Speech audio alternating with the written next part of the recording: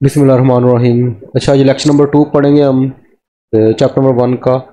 इसके अंदर inertia, restoring force, displacement changing, acceleration changing और फोर्स चेंजिंग को हमने स्टडी करना है आज। ये क्या होती है, वन बाय वन स्टडी करते हैं हम।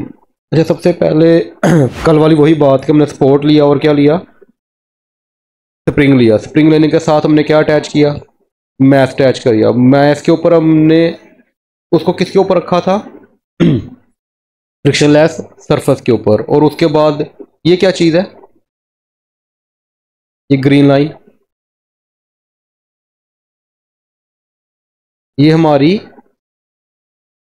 याद आया, ये हमारी मीन पोजीशन है जहां पे जिसम रेस्ट में होता है, तो इसको मीन पोजीशन बोलते हैं। इसको मैंने नाम दे दिया, क्या नाम दे दिया, ओ का नाम दे दिया। ठीक है, ये ओ है, यानी इस पे जो हम ओ बोलेंगे। फिर मैंने इसके ऊपर क्या लगाई है, फोर्स लगाई है।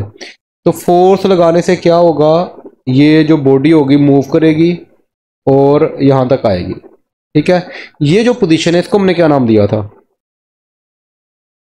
ये हमारी एक्सट्रीम पोजीशन थी। कौन सी थी, इसको क्या नाम दे दिया मैंने, ए का नाम दे। ये सारी वही बातें जो पहले पढ़ाई थी मैंने। ये मीन पोजीशन, ये हमारी एक्सट्रीम पोजीशन। मीन पोजीशन से लेके एक्सट्रीम पोजीशन तक का डिस्टेंस या डिस्प्लेसमेंट को हमने किससे ज़ाहिर किया था, एक्स से। याद है सारा कुछ। उसको फिर हमने इक्वेशन कहा था एफ इक्वल टू माइनस के एक्स, वो मैं यहाँ पे डिस्कस नहीं करूँगा। अच्छा, जैसे ही मैं इसको, और अगर आप इस जिस्म को बाहर की जानिब खींच रहे हो तो ये आप, स्प्रिंग जो है ये आपके हाथ को अंदर की जानिब खींच रहा होता है।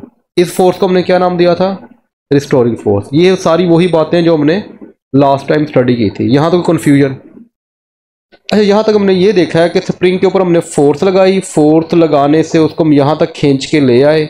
लेकिन ये जो मास है या स्प्रिंग है, ये हमारे हाथ को भी अंदर की जानिब खींच रहा है।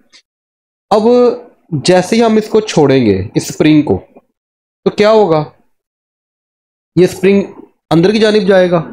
तो अब मुझे बताओ कि जब ये मीन पोजीशन पे जाएगा तो वहां पे जाकर रुक जाएगा कि नहीं, रुक जाएगा कि आगे जाएगा।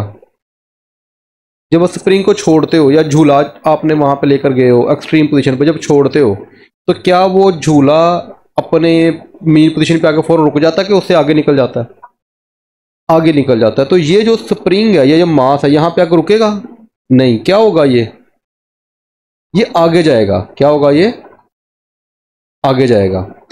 अब ये यहाँ पे रुकेगा नहीं मास, ये इससे आगे की जानी मूव कर जाएगा। अब मेरा सवाल ये है कि ये आगे क्यों जाएगा, यहाँ पे आके रेस्ट क्यों नहीं होता, रुकता क्यों नहीं है। वो तो यहां से खींच रहा था ना, जब वो यहां तक आ गया तो अब वो खींच तो नहीं रहा। यहाँ पे फोर्स जो है वो आगे जाने वाली अप्लाई हो रही है अब, लेकिन रिस्टोरिंग फोर्स तो मीन पोजीशन की तरफ खींच रहा हो, तो खींचता है उसको। असल में बेटा होता यहाँ पे ऐसे है कि जब कोई जिस्म मीन पोजीशन पे आता है तो उससे आगे निकल जाता है। वो क्यों निकल जाता है, वो निकलता है अनर्शिया की वजह से। इसकी वजह से अब ये जिस्म यहाँ पे रेस्ट पे नहीं रहेगा, बल्कि इससे आगे निकल जाएगा। किस वजह से निकलेगा, अनर्शिया होता क्या है, किस चीज की, ये आपने 9th में पढ़ा हुआ है, फिजिक्स में ही, I think so 3rd chapter. Inertia, inertia होता है to resist the change, the property of the body to resist a change. इसकी एग्जांपल से मैं आपको समझा देता हूँ। लेट कर लो कि जब आप लोग बैठे होते हो गाड़ी में, तो क्या होता है कि जैसे ही गाड़ी की एकदम से ब्रेक लगती है, गाड़ी भी पहले हरकत में थी, आप भी हरकत में थे अंदर, जैसी ब्रेक लगती है गाड़ी रुक जाती है, लेकिन आप लोगों की मूवमेंट जारी, जिसकी वजह से क्या होता है कि इंसान का जो सर है वो क्या लगता है, अगली सीट पे जाके टकरा जाता है। तो इसका मतलब क्या है कि इंसान, जो चीज़ मोशन में थी वो रजिस्ट कर रही है। रजिस्ट का मतलब मुखालफत करती है अपनी रेस्ट में आने को। अब ये बॉडी हरकत के अंदर है, जब वो यहाँ पे पहुंचेगा, इसको रुकना चाहिए था लेकिन वो रुक नहीं रही। किसकी वजह से नहीं रुक रही, इसकी एक और एग्जाम्पल देखो। जब बच्चा भाग रहा होता है तो पूरा जिस्म हरकत में होता है, लेकिन जैसे ही ठोकर लगती है, ठोकर लगने से उसका जो पाँव है वो रेस्ट में आ जाता है, लेकिन जो ऊपर वाला हिस्सा होता है वो रेस्ट में आता है नहीं। तो क्या होता है, वो बच्चा मुंह के बल गिरता है। क्यों? क्योंकि ऊपर वाला रेस्ट में नहीं आया, ऊपर वाला आगे चला जाएगा और पाँव वहां पे ही रुक जाएगा। यही वजह है कि जो बॉडी है, ये जो मास है, ये अनर्शिया की वजह से नहीं रुकता। ये अपनी जो मोशन की प्रॉपर्टी है उसको रेजिस्ट करता है कि मैंने रुकने नहीं देना, और इससे आगे निकल जाता है। ये बोर्ड में एमसीक्यू बहुत दफाया हुआ है कि जो जिस्म है वो मीन पोजीशन पे जब हम उसको छोड़ते हैं तो मीन पोजीशन पे आके क्यों नहीं रुकता? अनर्शिया की वजह से। किसकी वजह से? अनर्शिया की। समझ आ गई बात की? तो ये बड़ा बेसिक कॉन्सेप्ट था, आपने हमेशा जहन में रखना है कि बॉडी जो है वो मीन पोजीशन पे आके क्यों नहीं रुकती? Due to inertia. अच्छा, जब ये आगे जाएगा तो आगे जाके क्या होगा? पहले ये स्ट्रेच हुआ, अब ये कंप्रेस हो गया, देखो दब गया। यहां पे आके अब यहां पे भी एक पोजीशन बनेगी। इस पोजीशन को क्या नाम देंगे? इस पोजीशन को भी हम देंगे एक्सट्रीम पोजीशन, क्योंकि इंतहाई दूर तक चला गया या इंतहाई कंप्रेस हो गया। यहां पे इंतहाई एक्सट्रीम स्ट्रेच हुआ, यहां पे एक्सट्रीम कंप्रेस हुआ। इसको मैंने बी कह दिया। अब आप इन तीनों, अब आगे जो चलना है काम इन तीनों पे चलना है, मीन पोजीशन पे और एक्सट्रीम पोजीशन पे, ओ ए बी। मैंने यही बात करनी है।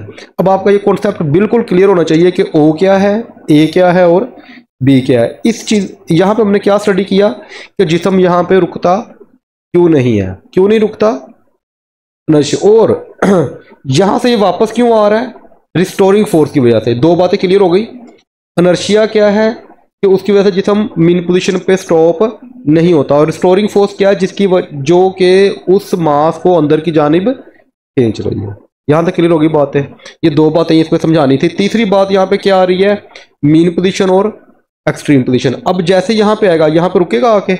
नहीं, यहां से दोबारा वो वापस मीन पोजीशन की तरफ चलना शुरू कर देगा, यहां से आगे फिर चलना शुरू कर देगा। क्लियर होगी बात?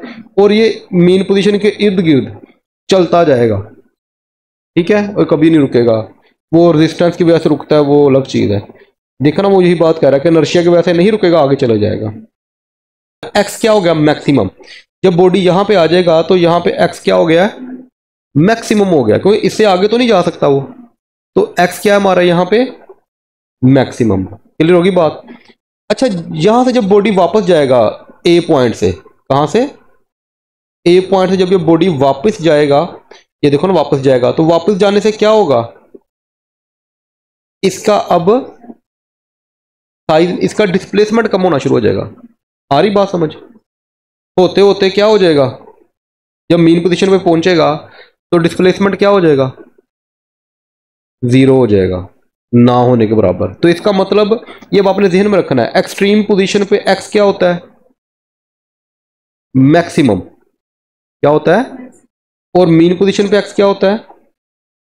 मिनिमम या जीरो। ये देखो लिखा भी हुआ है। कॉन्सेप्ट समझ में आ रहा है कि नहीं? ये हमारा मिनिमम या जीरो है।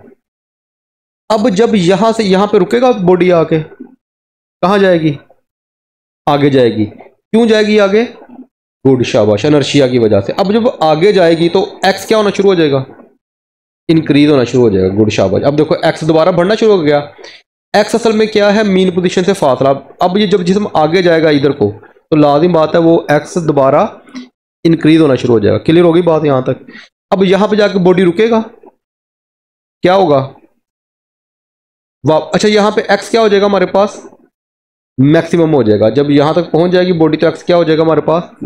जब यहां से बॉडी वापस जाएगी तो हमारे पास क्या होना शुरू हो जाएगा? एक्स फिर दोबारा कम होना शुरू हो जाएगा। तो यहां पे आकर जिस्म रुकेगा मीन पोजीशन पे। क्यों नहीं रुकेगा? इनर्शिया की वजह से। लेकिन यहां पे एक्स क्या हो जाएगा? जीरो हो जाएगा। जब यहां से फिर मजीद आगे जाएगा तो उसका एक्स इंक्रीज होना शुरू हो जाएगा। ये कहानी समझ में आ रही है? अब ये जिस्म इसके अंदर इस तरह मूव करता जाएगा। अब ये आपको पता होना चाहिए कि जब मीन पोजीशन से दूर जाएगा तो एक्स बढ़ता है, जब वापस मीन पोजीशन की तरफ जाएगा तो एक्स कम होना शुरू हो जाता है। यहां तक क्लियर है बात? या तो कन्फ्यूजन? अगर आपको ये समझ आ गई ना, समझ लो आपको तकरीबन 70% समझ में आ गया। ये एक्स समझ लो अच्छी तरह बस।